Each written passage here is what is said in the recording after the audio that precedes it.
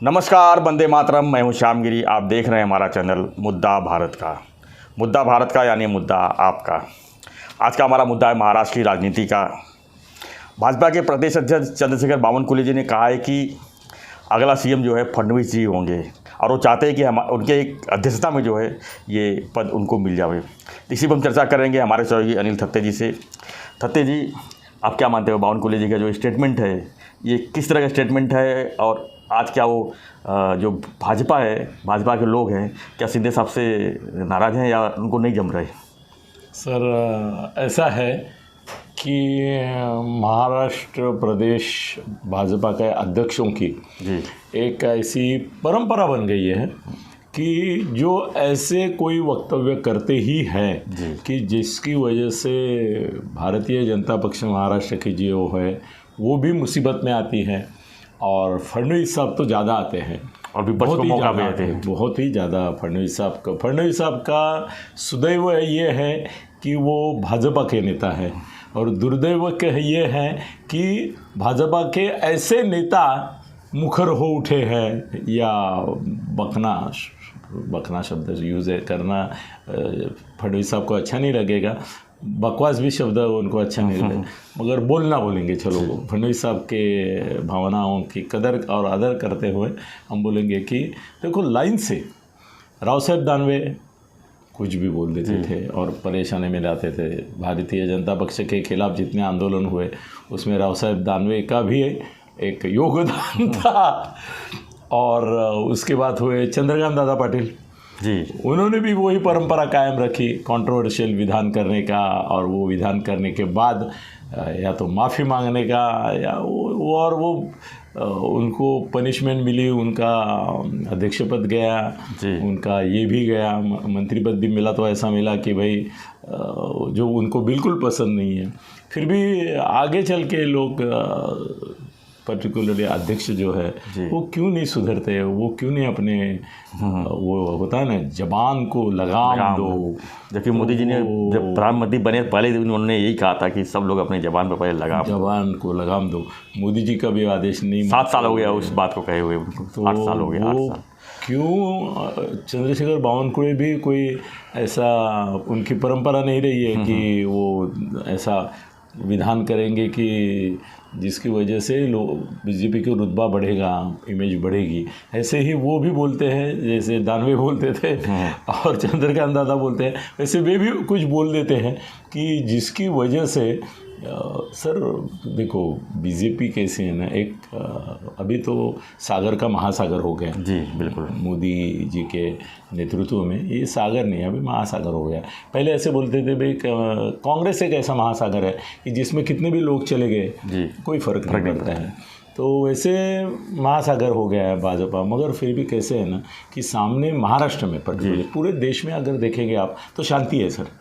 किसी भी सरकार के खिलाफ जितना महाराष्ट्र में हल्ला गुल्ला हो रहा है उतना पूरे देश में किधर नहीं। पक्ष में रहेंगे तो भी, विपक्ष में रहेंगे तो भी बोलते ही रहेंगे। सर ऐसा हो गया है अभी प्रॉब्लम कि चंद्रशेखर जी बावनकुळे ने जो विधान किया सर, उसके बाद मेरी कई मान्यवर नेताओं से या तो फ़ोन पे या समक्ष बात हुई, और आप जानते हैं किस किस से बात हुई। तो अभी क्या है ना, मेरा प्रॉब्लम दोस्तों ये रहता है कि मैं उनको कोट नहीं कर सकता हर बार जी, मगर आपको इशारा देता हूँ मैं, आप समझ सकते हैं कि भी ये किसने कहा होगा अनिल जी को। ऐसा होता है ना सर कि वो बोलते हैं मेरे से, बोलते हैं ये तुम बिल्कुल ये आना चाहिए तुम्हारे वीडियो में, आने दो, पर मेरे को कोट मत करो, क्योंकि उसने जो बोला है उसके खिलाफ अगर मैं बोला तो वो कंट्रोवर्सी मीडिया को और इसको बढ़ावा देगी। मैं चाहता हूँ कि ये अभी उन्होंने बोला है ना 2 दिन में ये शांत हो जाएगा, वो शांत होने दो उसको, और आग में घी डालने का ये मत करो। तुम मेरा को कोट करोगे तो आग में घी नहीं पेट्रोल ही चला जाएगा। और वो नेता भी इतने मातबर है कि भाई उनके सामने देवकुड़ी भी कुछ नहीं है, चंद्रशेखर बावनकुळे भी कुछ नहीं है, इतने बड़े नेता है। उनसे मेरी बात हुई, और ऐसा है कि चंद्रशेखर जी बावनकुळे एक ट्रिकी सिचुएशन में पकड़े गए, ऐसा उनके एक समर्थक ने मुझे अभी बोला। उसको मैं बहुत सारे लोगों को वीडियो अपना बनाने से पहले बात करता हूँ। तो बीजेपी के एक वो नेता नहीं है, वो टेक्नीशियन है कि जो बीजेपी का सोशल मीडिया का बहुत बड़ा जिम्मा संभालते थे जी खुद का। अभी ये नए जो आए बावनकुळे उनका नहीं संभाल रहे, वो चंद्रकांत दादा का संभालते थे। तो उनसे मैंने बात की अभी, मैंने बोला ये चंद्रशेखर बावनकुळे तुम्हारे चंद्रकांत दादा की परंपरा में है, आज ऐसा बोल दिया उन्होंने कि जिसकी वजह से अपने शिंदे साहब भी आहत हो गए। सर इतना इशारा काफ़ी, शिंदे साहब भी आहत हो गए और दूसरे जो शिंदे गुट के नेता हैं वो भी थोड़े अस्वस्थ हो गए, और सबसे ज़्यादा अस्वस्थ अगर कोई होगा तो फडणवीस साहब होंगे। यस, देता हूँ मैं डिटेल उसका। तो वो बोला अनिल जी थोड़ा सिचुएशन आप ध्यान में ले लो। आप बोलते वो सही है कि बावनकुळे ने वो क्या है ना, हाथी मर गया जिसका नाम अश्वत्थामा था जी।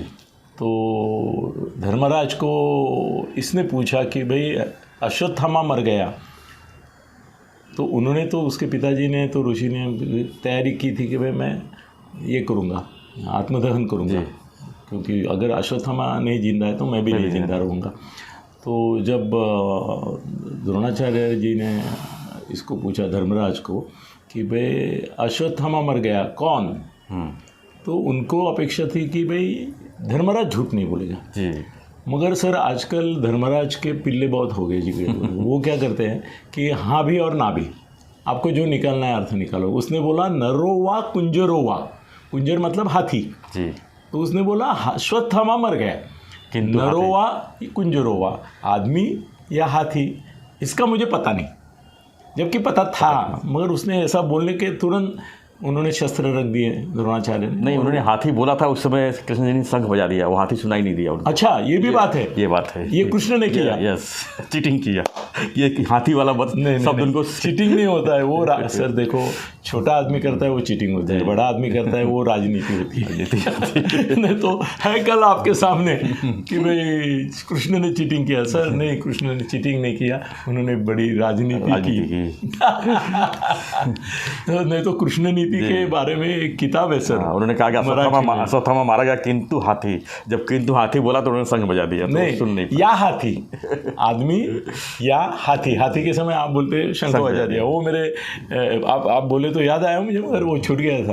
तो ऐसा है कि बावनकुळे उसने मुझे बताई कहानी ऐसी है कि बावनकुळे बोले कि मैं अभी 3 साल के लिए महाराष्ट्र प्रदेश भारतीय जनता पक्ष का अध्यक्ष बन चुका हूँ, और मेरे कारकिर्द में, मेरे कार्यकाल में मेरी मंशा ये है कि देवेंद्र जी फडणवीस जी महाराष्ट्र के, और उन्होंने सबकी ओर देखा,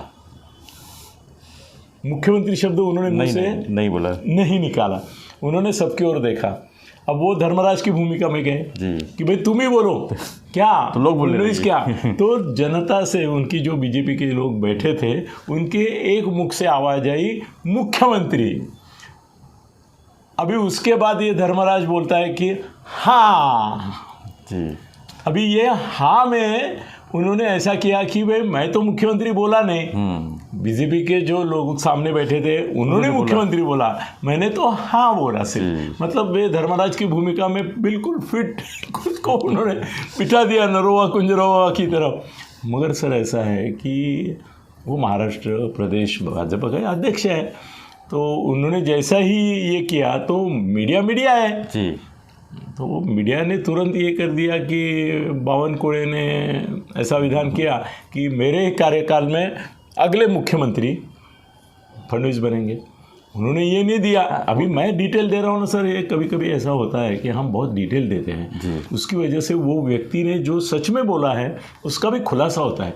अभी किसी भी चैनल ने, मैं चैलेंज करता हूँ, किसी भी न्यूज़ चैनल ने ये नहीं बताया कि उन्होंने रुक गए कि महाराष्ट्र के अगले मुख्यमंत्री, और सबकी ओर देखा उन्होंने बोला फडणवीस, नहीं फडणवीस मुख्यमंत्री, ये उन्होंने बोला लोगों ने। तो उन्होंने अपने को ये मौका रखा कि भाई मैं कहाँ मुख्यमंत्री बोला, लोगों ने बोला, वो लोगों के दिल की बात है, मैंने हाँ बोला, क्योंकि उनकी दिल की बात अगर 100 में से 100 बोलते हैं तो मेरे को वो स्वीकार करनी थी।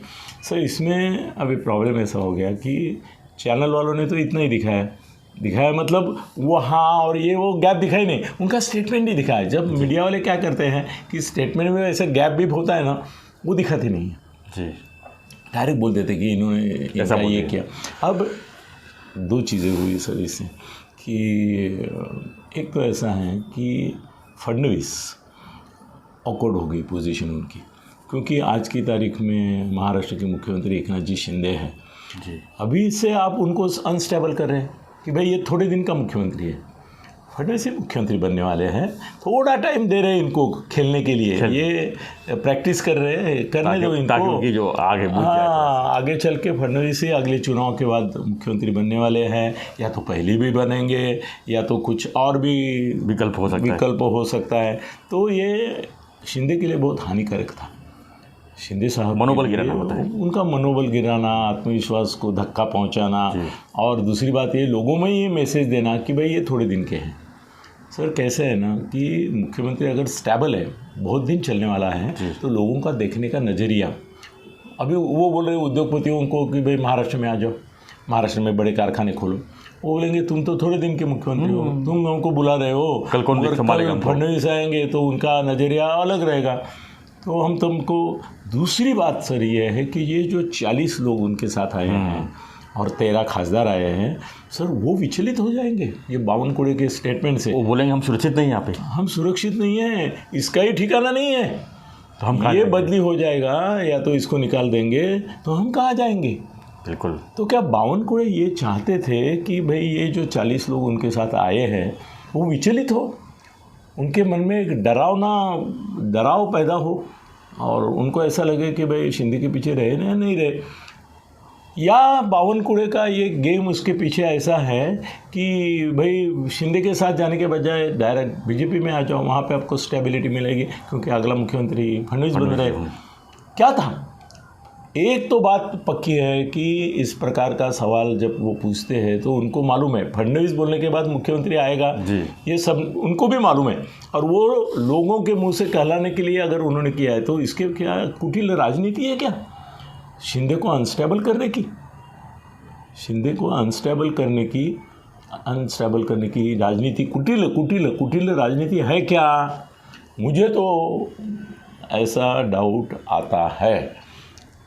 या तो बावनकुळे जैसे पहले भी इसके पहले बोले हैं, बिना सोचे समझे परिणामों की विचार चिंता नहीं करते हुए, बहुत बार बोले हैं वो जी। सर इनका टिकट कट गया था, मालूम है उनको टिकट नहीं दिया था, पिछली विधानसभा चुनाव जब हुए तो इनको टिकट नहीं दिया था और फडणवीस ने उनको टिकट मिले, इसके लिए सर जान की बाजी बोल सकते हैं ऐसी लगा दी थी। यहाँ तक वो बोले कि भाई बावनकुळे को टिकट नहीं देंगे तो कम से कम 10 सीटें जाएगी आपकी, और उसने गिरा के दिखाई। यही बावनकुळे जो अभी अध्यक्ष बने हैं बीजेपी के, उन्होंने बीजेपी के 10 उम्मीदवार गिरा के दिखाए सूरबुद्धि से। मेरे को टिकट देना, मैं गिरा के दिखाता हूँ। यही तो अध्यक्ष हैं हमारे बीजेपी के अभी, कि जिन्होंने 10 सीटें गिराई। और अमित शाह साहब को फडणवीस ने बोला कि इसकी पॉजिटिव ताकत कितनी है उसके बारे में मत सोचो, ये 10 आदमियों को गिराएगा। और बीजेपी को जो 107 मिले वो 117 हो जाते थे सर, अगर बावनकुळे को संभालते थे। ऐसे बहुत से कारण थे जिसकी वजह से बीजेपी उसमें से एक कारण था। जी। तो इसकी नीयत भी ऐसी साफ नहीं है, उसने अपने पार्टी के 10 गिराए, वो सर शिंदे को गिराने के लिए टाइम ही नहीं लगेगा, कर सकता है ऐसा कटकारस्थान। अभी देखो कि एक मैच्योर, एक परिपक्व नेता और एक अपरिपक्व नेता, इसमें कितना फ़र्क होता है। फडणवीस जैसा परिपक्व और एक ऊंचाई, वैचारिक ऊंचाई, व्यक्तिमत्व की ऊंचाई, करिश्मा वगैरह तो दूसरी बात है, किसी के पास नहीं। उन्होंने तुरंत बोले कि हम अगला चुनाव शिंदे साहब के नेतृत्व में ही लड़ेंगे, खुलासा कर दिया। ऐसा बोले, अगला चुनाव जो विधानसभा का उनके कार्यकाल में लड़ेंगे और वही मुख्यमंत्री कायम रहेंगे। मेरा नाम जो ले रहे हैं वो गलती भी कर रहे हैं और गलत फहमी भी फैला रहे। ये फडणवीस की तुरंत रिएक्शन थी सर। देखो बहुत बड़ी बात है, बहुत बड़ी मैच्योर सर। उन्होंने ये बोलना कि नहीं, फडणवीस अगर बोलते हैं कि ये रहेंगे तो दिल का भी बड़प्पन है, मन का भी बड़प्पन है, उसके साथ साथ एक राजनीति की मैच्योरिटी है।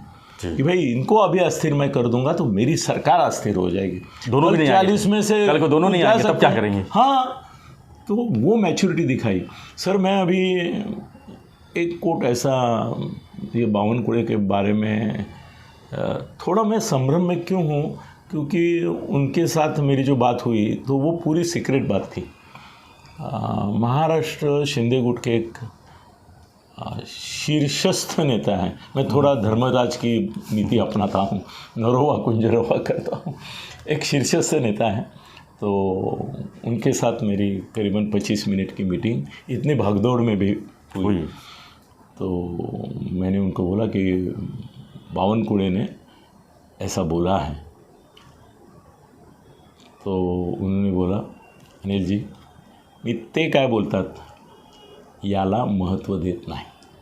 क्या बोले? वो क्या बोलते हैं इसको मैं बिल्कुल इम्पॉर्टन्स देता नहीं हूँ। दूसरा, उनकी कीर्ती, त्यांची कीर्ती, आजवरचा इतिहास हा असंच वेडवाकडं बोलण्याचा आहे। आणि तिसरी चीज़ वो बोले कि उनके कहने से, त्यांच्या बोलण्यामुळे ना मला फरक पडतो, सॉरी मैं इंडिकेट कर गया, ना फडणवीसांना फरक पडतो, ना भाजपाला फ़र्क पड़ता, ना शिंदे गटाला फ़र्क पड़ता। मगर मैं उनको बोला कि फ़र्क पड़ता है। वो बोले छोड़ दो, वो सब्जेक्ट पे बोलेंगे नहीं हम करके वो। मगर सर वो एक मराठी में गाना है, कविता है कि जो बाण शिकारी मारता है उसका जख्म उसके हृदय में होता है जिसको वो बाण लगता है, जो मारता है उसके नहीं होता है। तो वैसा वो बाण जो बावनकुळे ने छोड़ा सर, कहीं तो वो हर्ट कर गया। अभी मैंने ऑलमोस्ट इंडिकेट किया, तो मैं बोल दूंगा कि शिंदे साहब को कहीं ना कहीं तो हर्ट किया, क्योंकि ये जो मेरी बात का जिक्र कर रहा हूँ, 20 मिनट हम बैठे थे साथ में, तो वो तो उनकी थी। तो कहीं ना कहीं उनको, मगर वो भी मैच्योर है।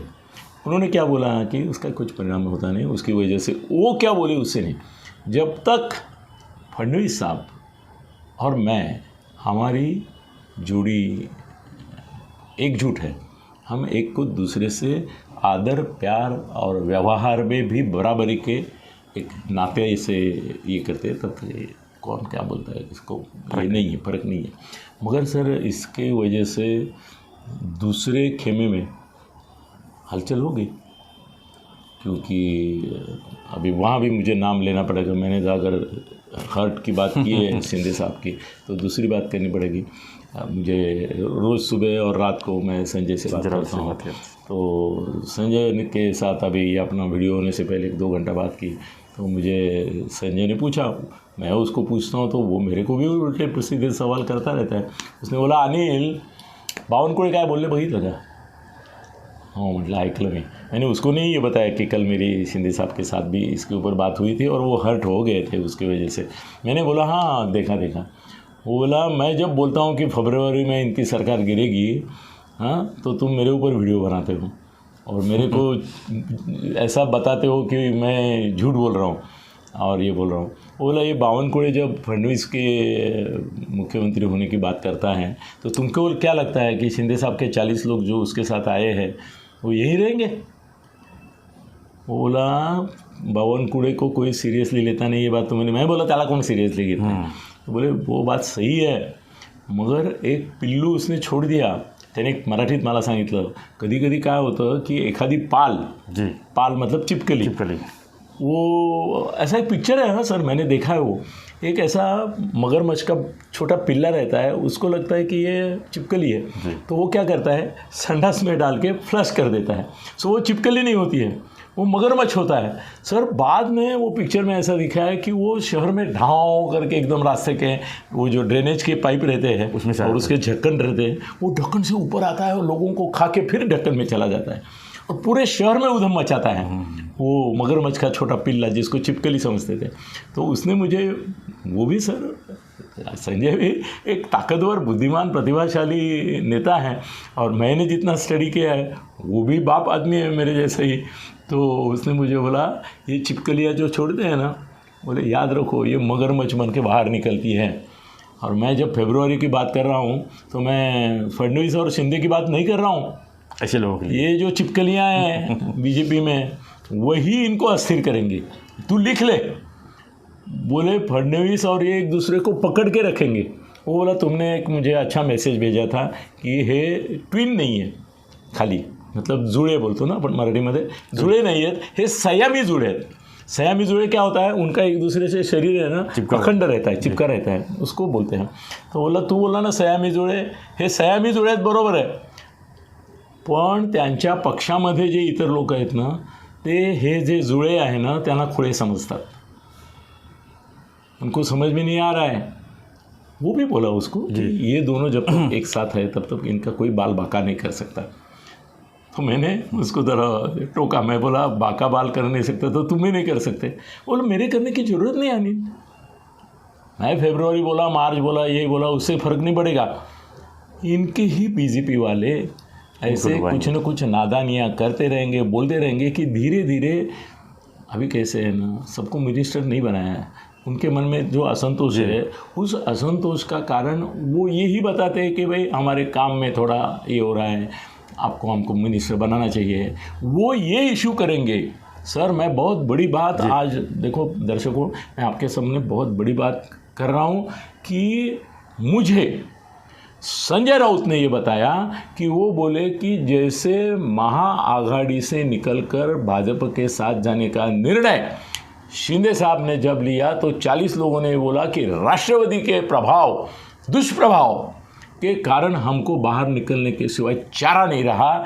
ये 40 में से अगर इस तरह से बातें बावनकुळे ने जैसी की अगर करते रहे तो शिंदे साहब को 40 में से 30 ये बोलेंगे कि आपका आदर रखते नहीं है, सम्मान रखते नहीं है, आपको फिर से मुख्यमंत्री करने की बात नहीं करते हैं, आपका चेहरा अगले चुनाव में होगा, ऐसा भी नहीं बोलने को तैयार है। तो ऐसे बेभरोसे के बीजेपी के साथ रहने के लिए हम तैयार नहीं है। इससे अच्छा है कि हम बैक टू पवेलियन, नहीं बैक टू पवेलियन नहीं सर, वो बैक टू पवेलियन नहीं, उसके बारे में हम वीडियो करेंगे सर। बैक टू पवेलियन क्यों नहीं जाएंगे, इसके लिए मेरे पास एकदम एक्सक्लूसिव ऐसी स्टोरी है, इसके बारे में उद्धव और ये सब लोगों के तनाव में जो हुआ है उसके बारे में, वो सर हंगामा कर देगी। मगर अभी मैं बोलता हूँ वो बैक टू पवेलियन नहीं, वो बोलेंगे बाहर निकलो, सरकार गिरा दो और राष्ट्रपति राजवट आने दो, और चुनाव जब होंगे तब हम कैसा ये करना है वो उसकी सोचेंगे। बीजेपी को अगर ज़रूरत है तो बीजेपी हमको बोले कि भाई फिर से मुख्यमंत्री हम शिंदे साहब को। अगर बाद में आपको शरण में आके बोलना है कि शिंदे साहब को ही मुख्यमंत्री करेंगे, वही हमारा चेहरा है, हम दोनों अभी साथ में लड़ रहे हैं, तो ये क्यों कर रहे हो? ये आत्मघात है सर। आत्मघात की जो रहते हैं ना वो खुद का घात कर लेते हैं। तो ये बीजेपी के बावनकुळे ने जो भी किया वो आत्मघात है, इनके साथ विश्वासघात भी है, शिंदे साहब के साथ विश्वासघात भी है। एक ही है कि फडणवीस साहब हैं जो ऐसे जो अनाप शनाप बोलने वाले हैं उनके ऊपर हावी भी है, मगर उनकी भी नहीं सुनते। पहले मैंने एक वीडियो में बोला था कि भाई शिंदे साहब के 40 लोग हैं, उनमें से 10-12 ऐसे कि वो उनकी भी नहीं सुनते, अनाप शनाप बकते हैं सर। मगर कुछ दिनों में पिछले देखा होगा शिंदे गुट से कुछ नहीं आने सर। इसका कारण है कि शिंदे साहब ने एक एक को बुला के बोला कि देखो ये सरकार चला नहीं है कि नहीं, अपने को कुछ बोलने का नहीं। तो ऐसा कुछ मत बोलो कि जिसकी वजह से मैं मुसीबत में आऊँ, मेरे को एक्सप्लेनेशन देना पड़ेगा, लोगों को देना पड़ेगा। बोले लोगों में अपने सरकार के प्रति आशा है, अपेक्षा है, अपने ड्रीम्स हैं, वो सब चकनाचूर हो जाते हैं जब आप ऐसी बातें बोलते हैं। और उन्होंने एक बहुत अच्छी बात बताई जो अभी उन्होंने तो मुझे परमिशन नहीं दी है, मगर मैं बोल देता हूँ कि उनका बड़प्पन है शिंदे साहब का। उन्होंने मुझे बोला कि सत्पुरुष मतलब ये देव धर्म के अनुषंग से जो आते हैं वो, और महापुरुष हे वंदनीय असतात, प्रातस्मरणीय असतात। रोज़ सुबह हम उनकी याद करते हैं और उनको नमन करते हैं, वंदन करते हैं, उनको चरण स्पर्श करते हैं। ऐसे लोगों के बारे में वो बोले, मैं सिर्फ सत्पुरुष महात्मा इनकी बात नहीं कर रहा हूँ, महाराष्ट्र में, भारत में भी ऐसे महापुरुष पैदा हुए तभी तो महाराष्ट्र है जी।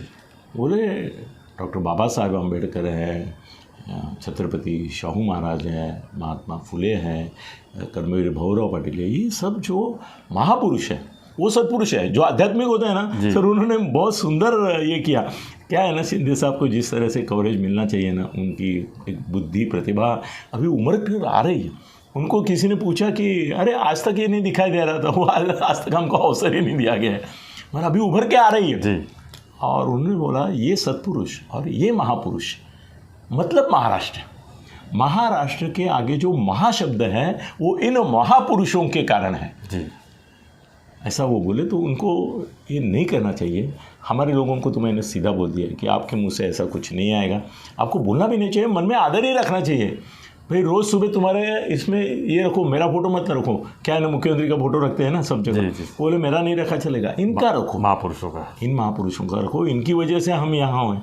उन्होंने एक मुख्य अपने भाषण में बोला कि एक रिक्शा चालक महाराष्ट्र का मुख्यमंत्री बनता है, ये डॉक्टर बाबा साहेब आम्बेडकर की संविधान की देन है, नहीं तो ये कभी संभव नहीं होता। जी। सर उनके मन में जेन्युइन आदर भाव है। तो अभी फडणवीस ने ये मामला संभाल लिया है, मगर भविष्य में क्या होगा अभी और क्या क्या स्टेटमेंट आएंगे? हाँ नहीं, स्टेटमेंट आते रहेंगे तो डिस्टर्ब होता जाएगा सर। मैं चंद्रशेखर जी बावनकुळे को भी बोलूँगा ये नरोवा कुंजरोवा भी मत करो, अभी सुधरो, क्या बोलूँ मैं, अभी सुधरो। और चंद्रकांत दादा ने और राव साहब दानवे जी ने जो गलतियाँ की वो कम से कम आप मत करो। आपका 3 साल का कालखंड है, उसमें महासभा लोकसभा चुनाव है, विधानसभा चुनाव है, और आप हमेशा ये मत भूलो नगर निगम कि एक ना नगर निगम के चुनाव बराबर, तो आप एक ये मत भूलो कि आपकी एक गलती हुई थी, एक बड़े मैं बिल्दास बोलता हूँ, आपको मालूम है जो परिणाम होंगे मैं सोचता नहीं। बावनकुळे साहब आपको याद होगा कि एक बड़े उद्योगपति से आपने कुछ कहा और वो बड़ा उद्योगपति निकला अमित शाह जी का दोस्त। आपने जो बोला, मैं क्या बोला जानता हूँ, मगर आज मैं वो बात करके घी नहीं डालना चाहता हूँ आग में जो ऑलरेडी फैली है। और आपने जो बोला वो इसने जाके अमित शाह जी को बोला कि मुझे बावनकुळे ने ऐसा बोला। सर फडणवीस से लेके सब नेताओं ने बोला कि ये 10 गिराएगा, इसको टिकट दो। सर सिर्फ उनका हाथ पकड़ के बोलना बाकी रहेगा कि प्लीज़ इसको टिकट दी। प्लीज़ तो हो ही गया था, तो भी अमित शाह ने बोला कि कतई नहीं, 10 नहीं 20 गिरने दो, सत्ता नहीं आएगी चलेगी, मगर ऐसे आदमी को मैं टिकट नहीं दूंगा। वो ऐसे आदमी को टिकट नहीं दूंगा जिसके बारे में बोला बावनकुळे साहब, वो आप थे और आपके शब्दों की वजह से आप मुसीबत में आ गए थे ताकि आपको टिकट नहीं मिला, आज अध्यक्ष पद मिला है। ये तो कालाय तस्मै नमः। काल ऐसी एक चीज़ है कि जिसमें किसका कुछ होता है, राजा रंग को हो जाता है, रंग का राजा हो जाता है। तो आप रंग के राजा बन गए हैं, अब आपका राज्य पद जो है वो सुरक्षित रखो, मुंह से ऐसी कोई बात मत निकालो। ये मैं फडणवीस के लिए, शिंदे के लिए, बीजेपी के लिए नहीं बोल रहा हूँ, ये आम जनता की ओर से मैं आपकी विनती कर रहा हूँ। आप संभालो खुद को और जवान को लगाम दो। धन्यवाद सर। धन्यवाद सत्य जी। तो बहुत एक्सक्लूसिव बातें जो है सत्य साहब ने बताई बावनकुळे जी के स्टेटमेंट के ऊपर। तो आगे जो हमारा एक्सक्लूसिव वीडियो इसके लिए हमारे साथ बने रहिए और देखते रहिए मुद्दा भारत का। धन्यवाद। जय हिंद, जय महाराष्ट्र।